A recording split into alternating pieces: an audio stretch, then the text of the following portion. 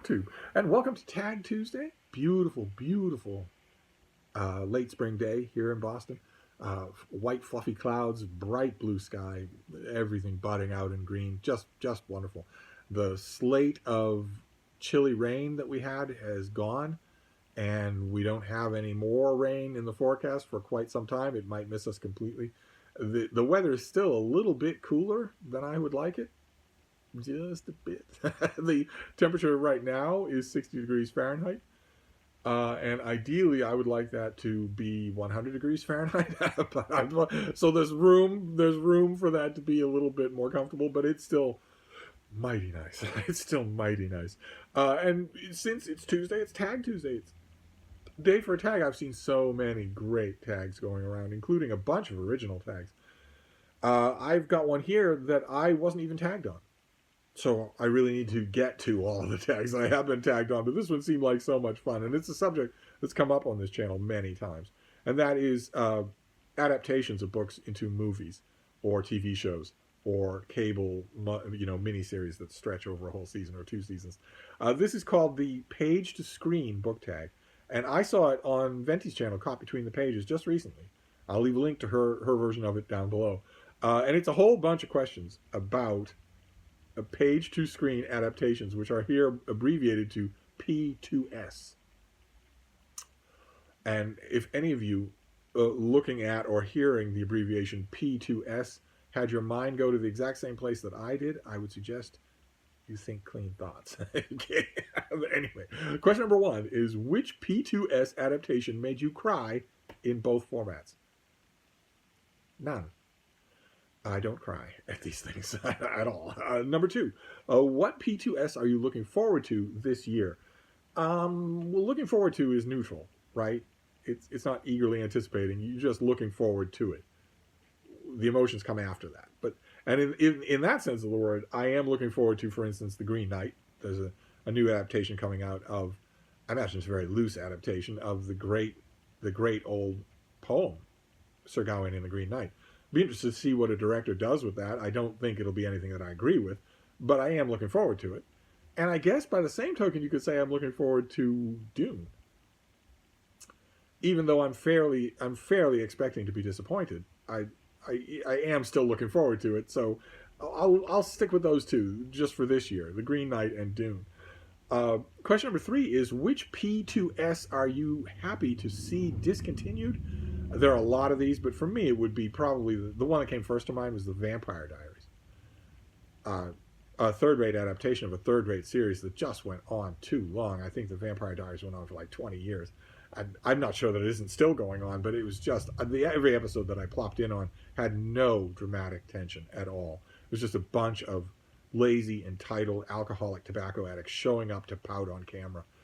Whatever tension there had been in the first season was gone completely. So if it isn't over, I'm really hoping that it ends soon. Question number 4 is, which series would you like to see adapted? Naturally, my mind goes to science fiction, especially since a lot of different properties have shown us what expensive direct to Netflix or Amazon series can do. They can do wonders, and they don't require movies to do it. So given that, naturally my mind looks to science fiction. And there is an obscure science fiction series that I've mentioned. I praised it on this channel many times, The Journeys of McGill-Fayen by Kevin O'Donnell, about a young man in the future who can teleport things. He's a flinger. He can fling things up to a certain weight from one destination to another, and is therefore, flingers are extremely well-paid practitioners of mass transportation because they can do that. So if you are living on Earth and you want to go to Alpha Centauri without going into cryosleep, if you can pay a flinger, well, then you can be there that same afternoon. Kevin O'Donnell, I think, was going to write more than just the 4 books that he wrote, but the 4 books that he wrote are wonderful, funny and sharp and full of invention. I would love to see that, but I don't expect it. There are plenty of old, forgotten science fiction series that would be great adaptations, but there is one giant science fiction adaptation that has never been done. And I wonder, I've mentioned this before, I wonder about it. For a long time, I would have said that was the Foundation series by Isaac Asimov, but that is getting a high-profile, very expensive adaptation.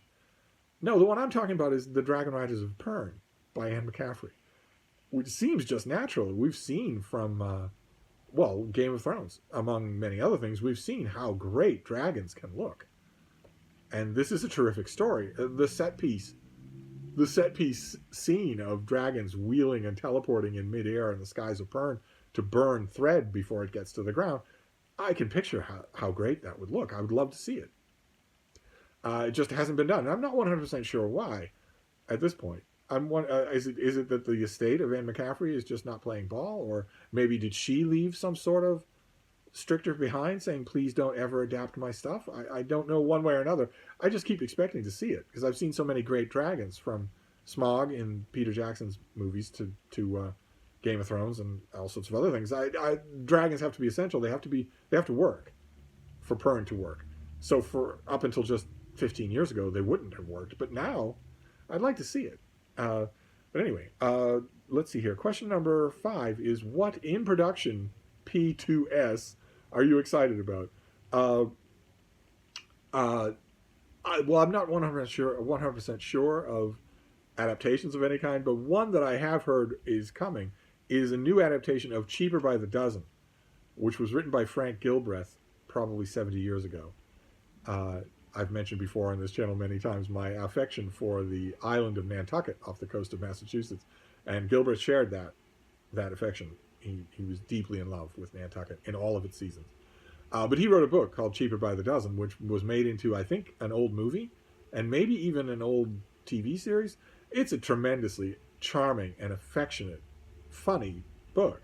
And I've heard a rumor that it is being adapted. I don't know how that will be. I don't know if it'll be any good, but I'd love to see somebody try. I'm not as cynical as I sound. I always hold out hope that some new adaptation will work wonders, that I will really like it. And every time I feel like I'm losing hope in that regard, I see something like the recent adaptation of Lois Lowry's The Giver, which I thought was very good. And then my hope revives. So let's see here. Question number 6 is, what P2S adaptation do you appreciate as two separate entities? And for me, that would be, one of them would be Virginia Woolf's essay, A Room of One's Own. In my opinion, the greatest essay in the English language, a tremendous work of power and discernment and whatnot. And the least likely thing that I would think would be imaginable for a dramatic adaptation. And yet the director, Patrick Garland, did adapt it, and he did a fantastic job, largely because of the enormous talents of Eileen Atkins, the actress who plays Virginia Woolf in the show. But she is utterly commanding. But it manages to work. I guess I had underestimated the dramatic potential that is woven into the actual piece of writing itself. It is definitely there. And that's a real good example of where I love the visual adaptation and I love the original source material. Question number 7 is, what hyped P2S did you not vibe with? And my answer is, could we please stop with the verbal bandwagons? Could we please stop with the vocabulary mimicking? Could we please stop with that? Could we please not have every single post on Twitter or Instagram be vibing? My vibe. This is my vibe. I really vibe to this. Could we really not do that? Could we stop with the verbal bandwagon jumping? It happens every season and it drives me nuts. You can bet your sweet bippy it does. It is so lazy. It is so lazy to just fall into that habit. So let's not, okay? Question number 8 is, what's the best page to screen you've ever seen? And this is going to be predictable for any of you who've watched this channel. It's The Lion in Winter, which was a great stage play and was made into a great movie. Then later on, much later on, it was made into a terrible movie. Less said about the terrible movie, the Patrick Stewart, Glenn Close version, the better. It's just laughably awful. But it was made into a great movie that won a whole raft of Academy Awards, including one for Katharine Hepburn as Eleanor of Aquitaine. So that's my favorite. I'm not going to quote from it. I quote from The Lion in Winter all the time. I can quote the whole thing from memory. I'm not going to do it. Then question number 9 is, what page to screen did you prefer on the screen?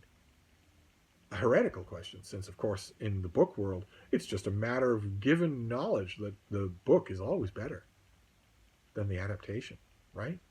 So I thought up a few titles off the top of my head, but of course the list won't be long because we all know the book is always better. So what did I jot down here? A few things. Robert Mulligan's adaptation of To Kill a Mockingbird. Uh, the Turtle Diary, adaptation of a Russell Hoban novel. The novel is a little bit on the thin side. The movie is actually charming. Let's see. The Invisible Man by H.G. Wells. Any filmed version is better than the book version. As long as we're talking about H.G. Wells, let's say War of the Worlds. Any filmed version is better than the book version. Let's see here. David Fincher's directed version of Fight Club actually managed to make a visual, arresting product out of a largely terrible navel-gazing novel. And as long as we're talking about Fincher, let's talk about Gone Girl.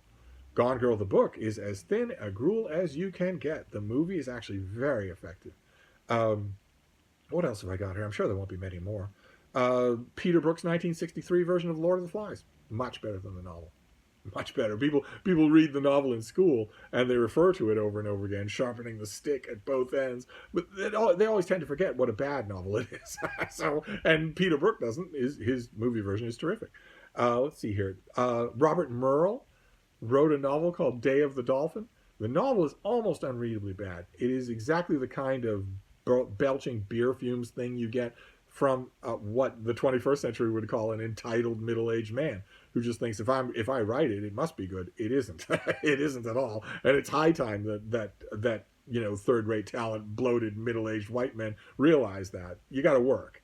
I don't know that I wholeheartedly sign off on the idea of privilege, but nevertheless, the book Day of the Dolphin is not worth your time to turn its pages. But the movie with George C. Scott is actually very effective. Let's see here. What else have we got? Henry King's 1957 version of The Sun Also Rises, needless to say, is better than the book. Zorba the Greek.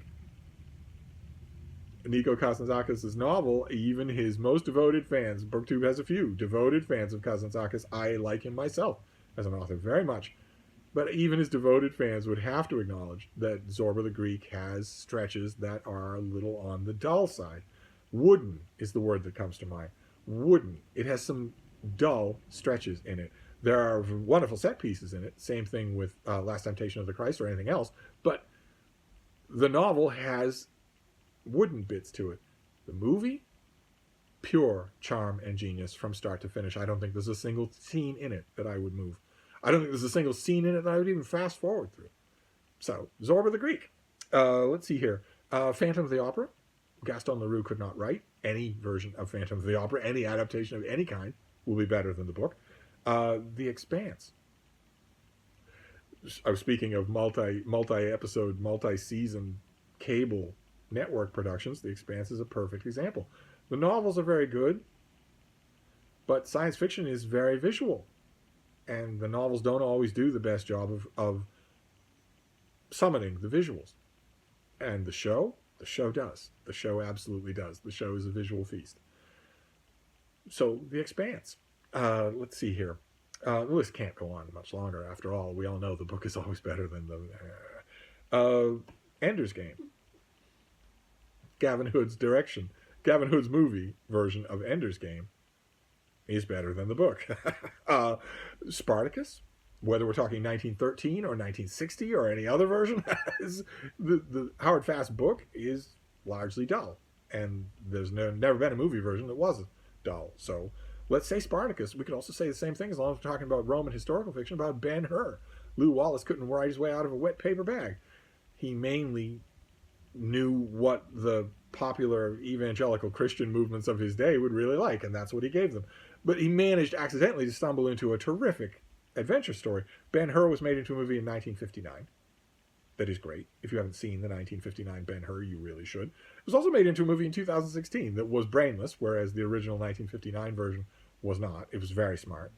The 2016 version was brainless, but also very, very entertaining to watch. Let's see here. The Hunt for Red October, John McTiernan's movie version, is effortlessly better than Tom Clancy's endless expedition dump of a book. Series of Unfortunate Events, the role that Jim Carrey was born to play, 2004. The books get a little twee. They get a little bit impressed with their own cleverness. And the movie is vicious, in just the right way, vicious. The Maltese Falcon.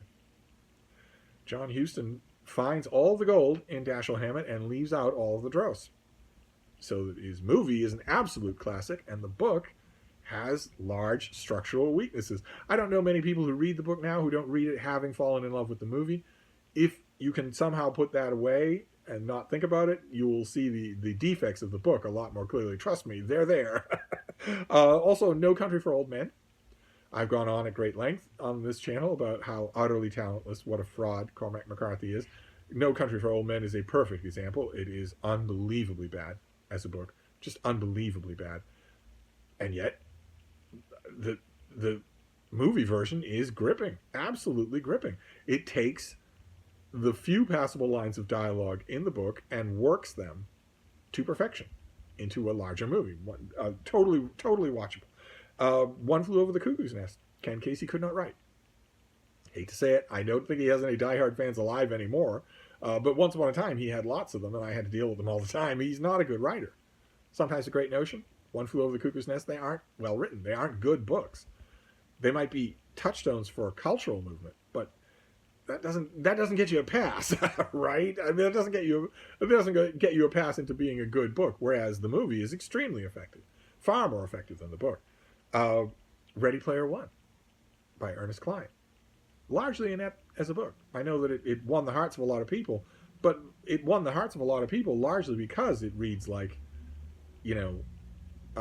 Buffy the Vampire Slayer. It reads like loaded with slang and jazz and lingo.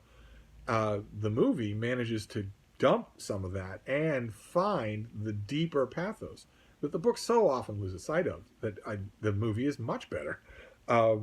Let's see here. The Hunger Games. Every single installment of The Hunger Games is better than any single book written by that author. The Color Purple, 1985, Steven Spielberg. Alice Walker's book is a little bit on the stilted side quite often. Color Purple is marvelously heartfelt, marvelously so. Really affects you, gets you in the gut on a couple of scenes. Let's see here. The Princess Bride. William Goldman's book, The Princess Bride. The film adaptation by Rob Reiner is a modern classic. It is a virtually perfect movie, despite the fact that some booktubers haven't seen it. The less time we spend on that, the better. It is a classic movie, and it deserves that status. And the book? Oh, no. No.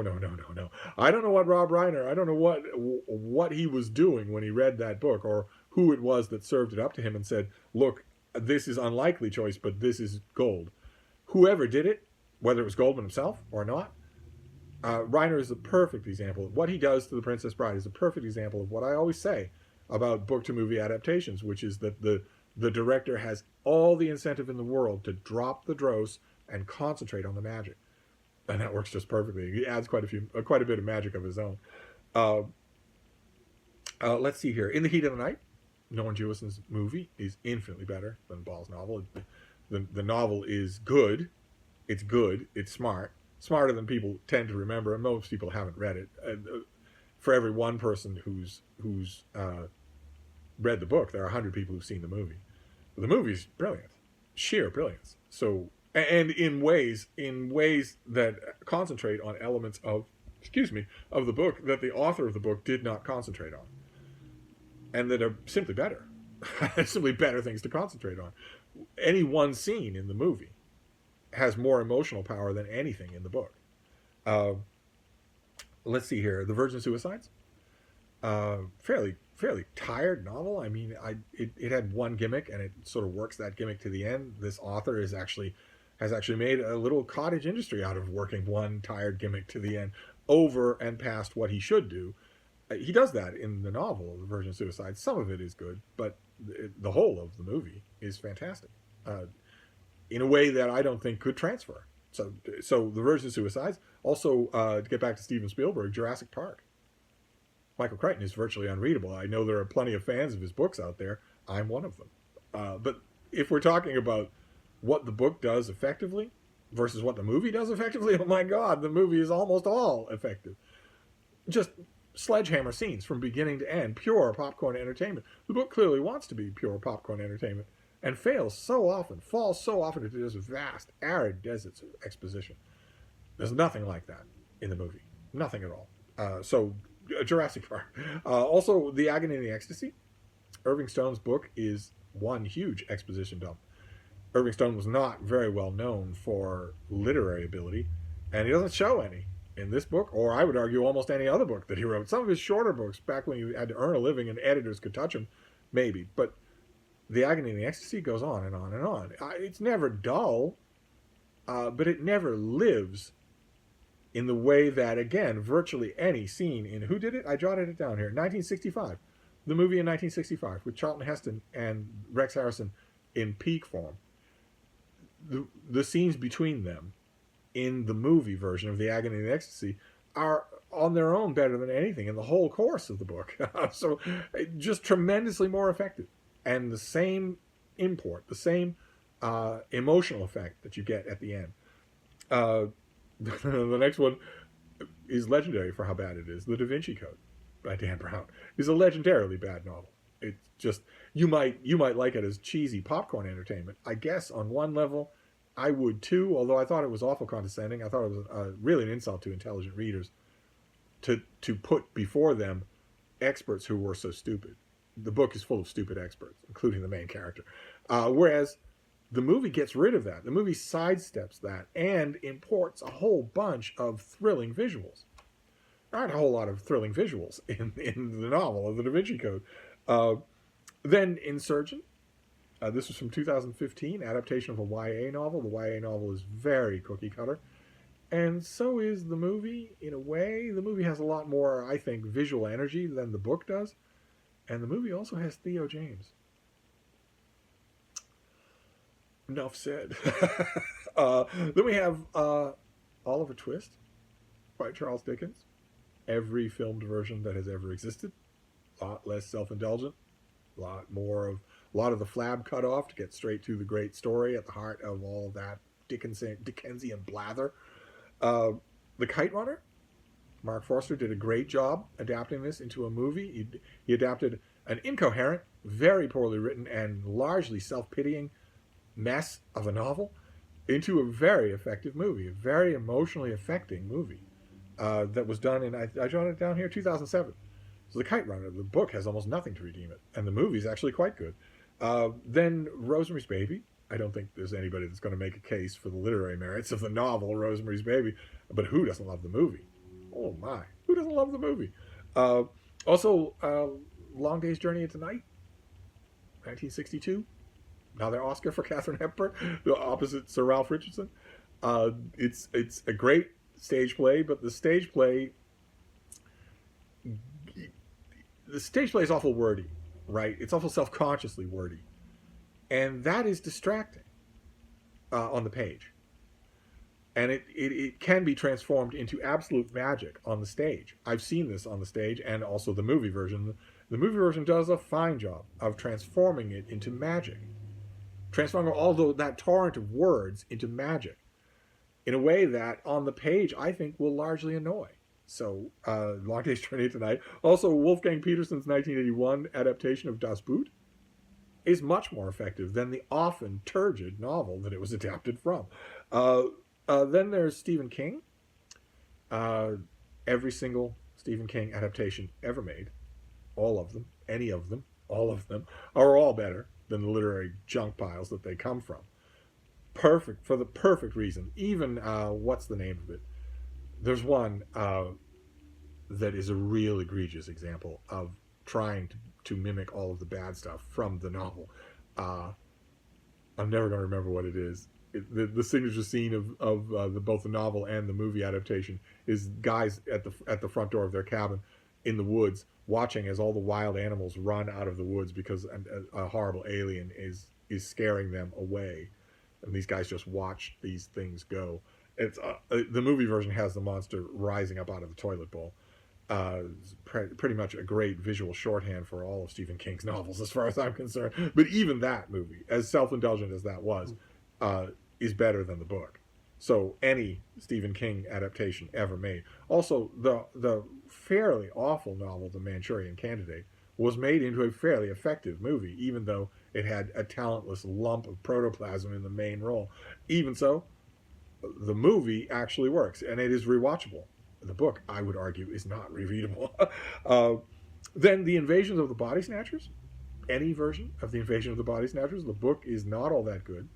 Hate to say it, breaks my heart, but it's true. The book is not all that good. It's a little bit stodgy, and the adaptations are not. The adaptations are really good. Uh, then, The Wizard of Oz. Baum's novel is wandery. It's got way too much lazy writing, way too much idiom. It's a little bit scattershot, a little bit scatterbrained. And need I say, and here I'm not just speaking to the gays out there, although the gays, of course, just perked up to attention, but to anybody, need I comment on the fact that the movie is pure magic. The book is not pure magic. None of the books in the series are pure magic. So, The Wizard of Oz. But also something more gritty, like The Bridge on the River Kwai. Who wants to read the book? Or having read it, who wants to reread it? But the movie, every minute, again, every minute of the movie is just terrific. Same thing with The English Patient, Anthony Minghella direct version of The English Patient. The novel wanders. It's soupy. And the movie is not. The movie version is actually really good. I didn't really like the novel, but I thought the movie version was excellent. The Godfather. Ever tried reading Puzo? He's terrible. It's first draft garbage. And that's even with help from someone else. Someone helped him to write that novel. And even so, I mean, he has the famous, two-fisted quote that I got tired of being poor through my writing, so I decided to write a bestseller. Yeah, he had help. He could barely write a sentence on his own. And even with help, there are stretches of the novel, The Godfather, that are almost incomprehensibly bad. They read like a grade school child wrote. The movie? The movie is not. The movie is brilliant. There's a part of me that hates to say it because it tends to be a dude bro touchstone, but even so, the movie is brilliant. Nothing like that kind of vision is seen in the book. Also, Gone with the Wind. I know there are some of the Margaret Mitchell fans out there will be howling because the book has such a near and dear place in their hearts, but the book does go on, doesn't it? And the book has all sorts of not just using the politics of the moment. The book does have all sorts of passages that the 21st century wants to condemn. But the book is also, for long stretches, maudlinly poorly written. And the only reason that I'm okay saying that in front of an audience full of Margaret Mitchell fans is because I've never been the case in my life where the Margaret Mitchell fans haven't been the first people to agree with me when I say that. They know the shortcomings of the book as literature. They lost their hearts to it anyway, and I love that. I totally respect that. But they know that it's not great literature. And it isn't. It's really bad literature, whereas the movie works. The movie definitely works. What else have we got here? Well, we can wind up. Let's wind up. Fred Schapisi, I wrote that down because I knew I'd forget it, did an adaptation of the play 6 Degrees of Separation. And it's brilliant.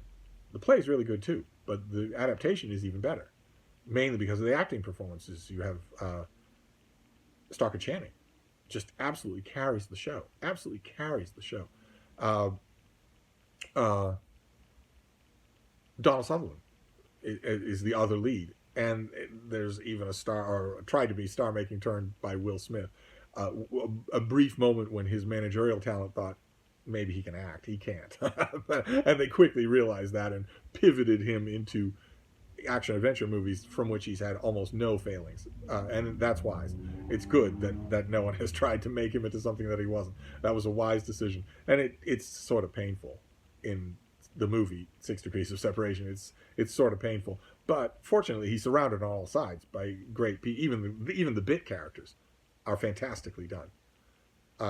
There's one character she basically has one monologue, and yet she knocks it out of the park. So, 6 Degrees of Separation for the acting is better than the product. Well, let's stop there. I realize that such a list is always going to be small because the book is always better. So we won't double, triple, quadruple, or even raise this list to 200 entries. We won't do that. Of course, that wouldn't be possible. Instead, we'll just move right on. Question number 10 is, what did you like on screen that you would like to see on page? If we're talking small screen, I've always had this wish. I've had to go to fanfiction.net to really get any bit of it. And that is the old TV show Law & Order. there's a huge amount of character development being worked into even a pro forma episode of Law and Order. I would like it if someone would write that. I think that would be really neat. I think there might be a way to do it, especially since a lot of the characters on both the cop side and the lawyer side know each other. And that thread runs throughout many, many series. Characters continue from many, many series and know each other. That strikes me as that there would be a way, organically, to write the whole thing as some sort of novel. I'd love to read it. I might even love to write it. Well, writing Ben Stone, what a challenge that would be. How much fun would that be? Anyway, question number 11 is, which page to screen have you neither seen nor read because you can't decide which to do first? Do I strike you as someone who has trouble making up his mind about anything? It's just not my vibe. Let's move on, shall we? Question number 12. What P2S can you happily live without? Well, it could be Dune, right? I went through this whole process once before of reading every bit of news that I could about this forthcoming big screen adaptation of Frank Herbert's Dune and getting excited and loving all the on-set photos and wondering how they're going to do this or how they were going to do that. And then I saw the previous movie version of Dune in the theater and felt like someone had worked me over for 12 rounds. My heart was in my throat for the rest of the year because it was so bad. So bad. Not just bad as a science fiction movie, just incomprehensible. Every single decision in it, incomprehensibly bad. Just, I've gone through this before. And now it's all happening again. It's all happening again, where I'm seeing set photos and I'm hearing rumors, and the thing is getting closer and closer to me seeing it. I won't see it in the theater, but I will see it. And I'm just ready to be, kicked in the stomach yet again. I'm just ready to do that. It might be that I could happily live without that when the time comes. And then question number 13, all the way to the end, is what have you recently read that you'd like to see on the screen? I think there's potential in almost everything. But I jotted down just a few things here. Christopher Paolini's big new book, To Sleep in a Sea of Stars, from last year. Big science fiction epic. Lots of stuff in there. I think it's very cinematically influenced anyway. Lots of stuff in there I think would work really well, either as a movie or as a miniseries. Then also Life After Gravity by Patricia Farah. It's a book we've seen on this channel before. It's a nonfiction. It's the author's biographical look at Sir Isaac Newton in his life in London, in his life outside of the laws of Newtonian physics, outside of math. Newton the person, Newton the man. I think that would make a terrific story. Who would we even cast? I'd love to find out. I think it would make a terrific story. And it would work, at least in one measure of Hollywood, because the name recognition is already there. Everybody knows the name Isaac Newton. So I think that might work. Then also Janice Nimura's book, The Doctor's Blackwell, about two pioneering female doctors. Lots of great parts there. Lots, not just the two sisters, but lots of the men and women that they encounter in the course of their professional career. You could make a movie out of that. That would work really well. And the last one is a little bit of an odd choice here. This is The Impossible Climb by Mark Sinnott, about the free climber Alex Honnold, a young man with spatulate hands and feet who free climbs, which is when you go to the base of a gigantic rock formation and you climb it with your hands. You don't have a guide line, you don't have hammer and pitons, you don't have a net, you don't have anything. It's just you climbing a sheer rock. You find little handholds and heave yourself all the way to the top. Alex Honnold is probably the world's greatest free climber. He has climbed things that if you looked at them, you'd say, even with technological equipment, I could not climb this.